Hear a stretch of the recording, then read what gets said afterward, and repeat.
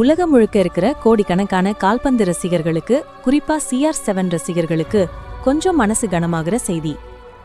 நம்ம எல்லாருக்கும் தெரிஞ்ச கால்பந்து உலகத்தோட கிங், லெஜெண்ட், பல பேரோட இன்ஸ்பிரேஷன் கிறிஸ்டியானோ ரொனால்டோ.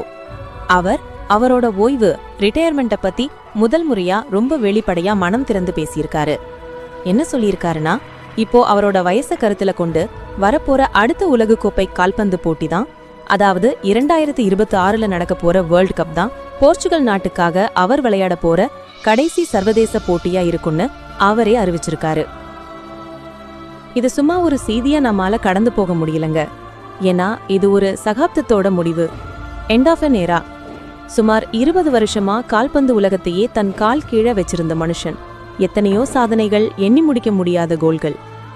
தன்னோட கடுமையான உழைப்புக்கும் விடாமுயற்சிக்குமே உதாரணமா வாழ்ந்துகிட்டு இருக்கிறவர். நம்மள பல பேர் அவரோட ஆட்டத்தை பார்த்து, அவரோட வேகத்தை பார்த்து தான் கால்பந்து ரசிகனாவே மாறியிருப்போம். அந்த சியூ செலிப்ரேஷனை பார்க்காம ஒரு மேட்ச் இருக்காது.